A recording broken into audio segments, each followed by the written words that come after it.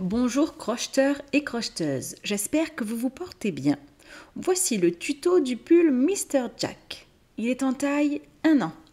Si vous souhaitez le faire plus grand, il vous suffit de continuer les augmentations que l'on va arrêter ici au rang 8 jusqu'à ce que ce pull puisse fermer sous les bras. Et vous continuez ensuite en suivant les instructions. À savoir que les mailles de départ sont toujours comptées. Je vais vous parler de 2 techniques de départ, les 3 mailles en l'air ou 2 mailles serrées l'une sur l'autre. Dans tous les cas, cela compte pour une bride. Pour commencer, vous aurez besoin d'un crochet 4,5 mm et d'un autre crochet 3,5 mm. Vous aurez également besoin de 3 pelotes Dream blanc de chez Loupation, un fil très agréable à crocheter et qui donne un rendu vraiment sympa. Vous aurez également besoin d'un peu de fil noir. Pour ma part, j'ai pris du fil Elana de chez Loupation. Et puis le matériel habituel, ciseaux et aiguilles à laine. Nous allons commencer par le col qui se crochette avec le fil Dream blanc et le crochet 4,5 mm. On débute avec une chaînette de 7 mailles en l'air. Pour le premier rang, nous allons faire 6 mailles serrées en commençant dans la deuxième maille depuis le crochet. Pour le rang 2, vous faites une maille en l'air et 5 mailles serrées en prenant le brin arrière de chaque maille. Vous continuez ainsi jusqu'au rang 60.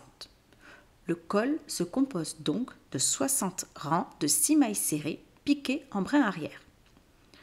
Vous terminez ce rang en le fermant en rond avec 6 mailles coulées piquées dans les 6 mailles serrées habituelles. Retournez le col pour attaquer le corps du pull. Toujours avec le fil Dream blanc et le crochet 4,5 mm, nous allons crocheter le long du col. Nous avons un total de 60 rangs tout autour du col.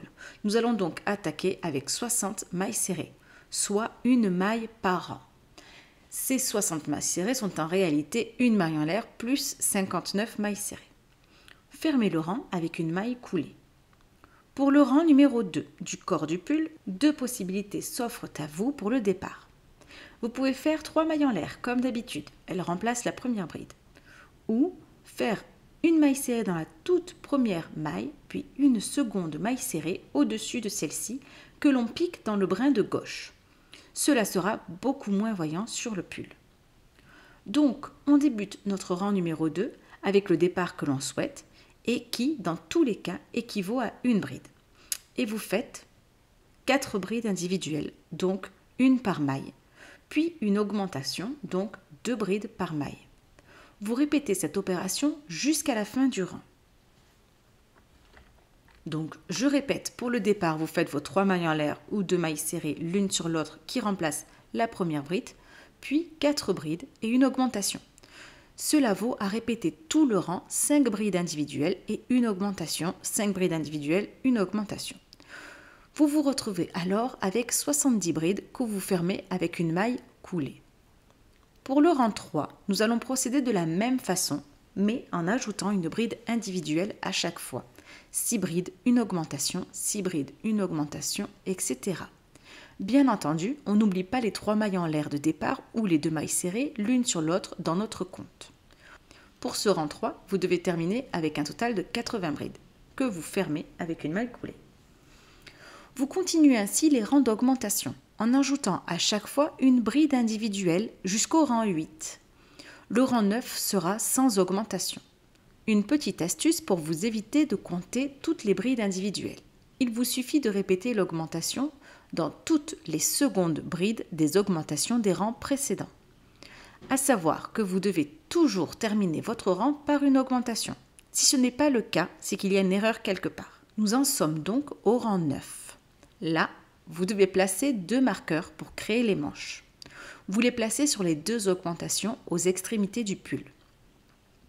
Pour le rang 9, donc, on ne crochette que le centre du pull. On saute les manches.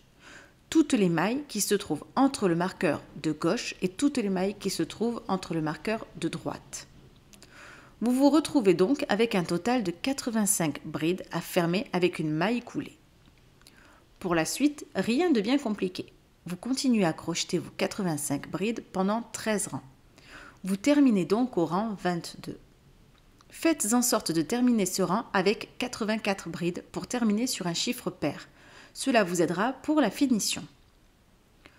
Pour les finitions, nous allons faire 3 rangs de points élastiques en demi-bride. Pour faire ce point, il suffit de prendre la bride du rang précédent une fois en relief avant et une fois en relief arrière. On alterne ces deux tout le rang. La demi-bride, au lieu de la bride, a pour but de resserrer ce point afin de rappeler le col. Vous terminez enfin par un rang de mailles serrées et vous coupez le fil. Reprenons maintenant les manches.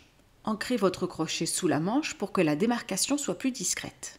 Pour votre départ, je vous conseille une fois de plus la technique des 2 mailles serrées l'une sur l'autre. Vous faites 15 rangs de 29 brides fermées par une maille coulée. Pour la finition des manches, nous allons faire un rang de diminution afin de resserrer la manche. Pour ce rang numéro 16, nous allons travailler en maille serrée. Vous faites une maille en l'air de départ, puis une diminution. Je vous rappelle que la diminution, c'est 2 mailles serrées que l'on termine ensemble. La technique pour que la diminution soit invisible, piquez le brin avant de la seconde maille et les terminez en maille serrée.